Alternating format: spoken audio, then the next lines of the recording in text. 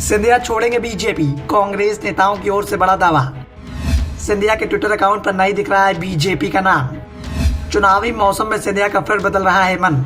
ज्योतिरादित्य सिंधिया का एक जगह ज्यादा समय मन नहीं लगता है। जब वो कांग्रेस में थे तो कांग्रेस में मन नहीं लग रहा था। जब असूलों पर आँच आना शुरू हुई तो सिंधिया ने पार्टी बदल ली और अब एक बार फिर से इस बात के दावे हो रहे हैं कि सिंधिया के वसूलों पर आँच आना शुरू हो गई है। कांग्रेस नेताओं की ओर से इस बात का दावा किया जा रहा है कि सिंधिया ने जब कांग्रेस की सरकार गिराई थी तो उनसे वादा किया गया था कि उन्हें सीएम बनाया जाएगा, लेकिन सीएम पद शिवराज सिंह चौहान को मिल गया। सिंधिया को कुछ समय इंतजार करने को कहा गया, लेकिन ये इंतजार अब बढ़ता ही जा रहा है और अब तो सिंधिया के सीएम बनने की उम्मीद पूरी तरह से खत्म हो चुकी है, क्योंकि चुनाव में अब 5 महीने का वक्त बचा हुआ है। अब सिंधिया को भी इस बात का एहसास हो गया है कि अब मध्य प्रदेश में बीजेपी की जगह कांग्रेस की सरकार बनने वाली है, जिस कारण से सिंधिया की बेचैनी बढ़ रही है। दरअसल मध्य प्रदेश में 3 साल पहले ज्योतिरादित्य सिंधिया ने बगावत की थी और इसी बगावत के चलते 15 महीने के अंदर ही पूरी कमलनाथ सरकार ध्वस्त हो गई थी। मध्य प्रदेश में 15 साल बाद दिसंबर 2018 को कांग्रेस की सरकार बनी थी, लेकिन यह सरकार 2020 में सिंधिया की बगावत के चलते गिर गई थी। सिंधिया कांग्रेस को छोड़कर बीजेपी में शामिल हो गए थे तो कांग्रेस के 2 दर्जन से ज्यादा विधायक अपने साथ ले गए थे,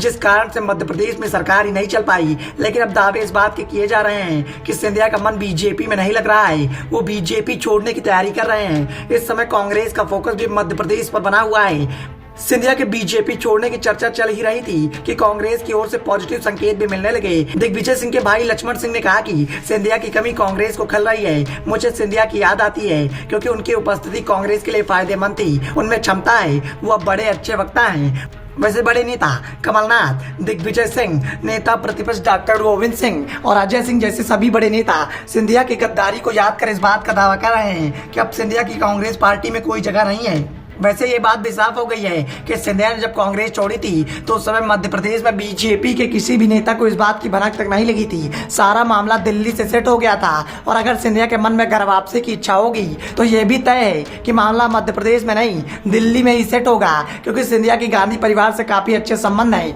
अभी इन संबंधों में तनाव जरूर है, लेकिन राजनीति में कभी भी दोस्ती और दुश्मनी स्थायी नहीं रहती।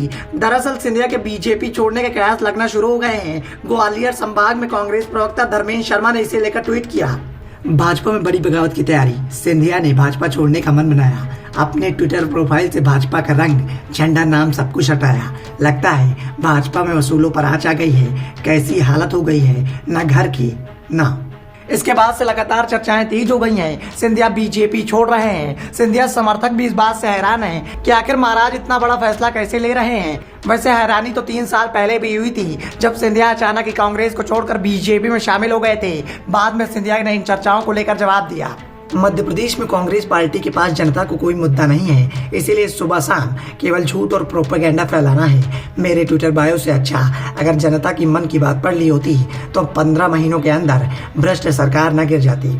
सिंधिया ने सवाल का सीधे सीधे जवाब तो दे दिया, लेकिन सवाल अभी भी इस बात के उठ रहे हैं कि क्या बीजेपी में सिंधिया की महत्वाकांक्षाएं पूरी नहीं हो पा रही हैं, या फिर सम्मान के खातिर सिंधिया के द्वारा एक बार फिर से दल बदलने की तैयारी की जा रही है। Bureau report, the Dhakad news.